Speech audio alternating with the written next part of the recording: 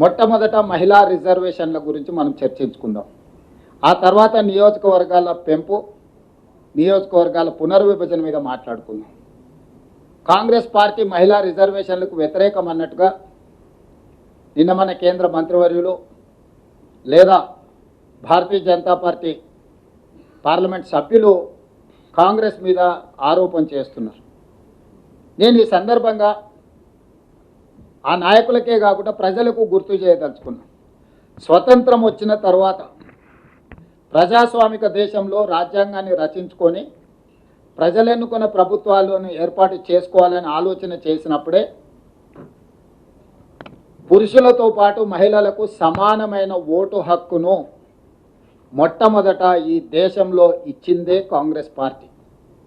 అప్పటికే ప్రపంచంలో చాలా దేశాలలో మహిళలకు ఓటు హక్కు కానీ మహిళలకు కనీస గౌరవం కానీ దక్కని పరిస్థితుల్లో స్వతంత్ర భారతదేశంలో కాంగ్రెస్ పార్టీ మొట్టమొదట మహిళలకు ఓటు హక్కును ఇచ్చి పురుషులతో పాటు మహిళలకు సమానమైన అవకాశాలు కల్పించి రాష్ట్రంలో కానీ దేశంలో కానీ ఏర్పడబోయే ప్రభుత్వాలు మహిళలను నిర్ణయం తీసుకునే అవకాశము, అధికారము కాంగ్రెస్ పార్టీ కల్పించింది.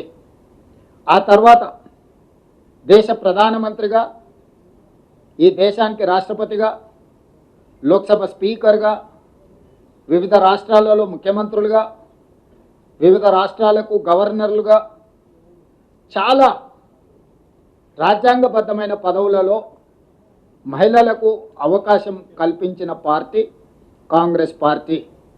మీ అందరికీ తెలుసు, రాష్ట్రపతి, ప్రధానమంత్రి, Lok Sabha speaker, governor, chief minister ఇలాంటి కీలకమైన పదవులకు మహిళల నాయకత్వంలోనే పనిచేసి మహిళల్ని నియమించడమే కాదు, ఆ మహిళల యొక్క నాయకత్వంలో పనిచేసిన పార్టీ, 140 సంవత్సరాల చరిత్ర కలిగిన పార్టీ. స్వతంత్రం కోసం కొట్లాడినప్పుడు కూడా మహిళల్ని అధ్యక్షులుగా పార్టీకి నియమించుకున్న పార్టీ కాంగ్రెస్ పార్టీ.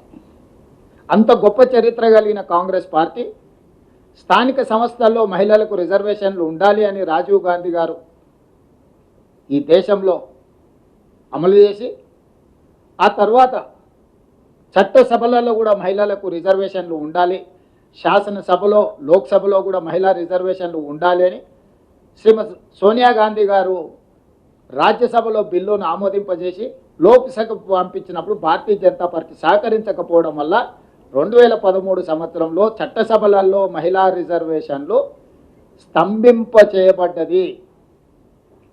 2013 నుంచి 2023 వరకు 10 సంవత్సరాలు నరేంద్ర మోడీ గారు ప్రధానమంత్రిగా మహిళా రిజర్వేషన్లు ఊసే ఎత్తకపోవడం, మహిళలకు రిజర్వేషన్లు ఇవ్వాలన్న ఆలోచన చేయకపోవడం వల్ల దాదాపుగా 10 సంవత్సరాలు మహిళా రిజర్వేషన్లు కాంగ్రెస్ తీసుకున్న నిర్ణయం, సోనియా గాంధీ గారు పాస్ చేసిన బిల్లు లోక్సభ ఆమోదాన్ని నోచుకోకుండా 10 సంవత్సరాలు కాలగర్భంలో కలిసిపోయినట్టుగా కనుమరుగైంది.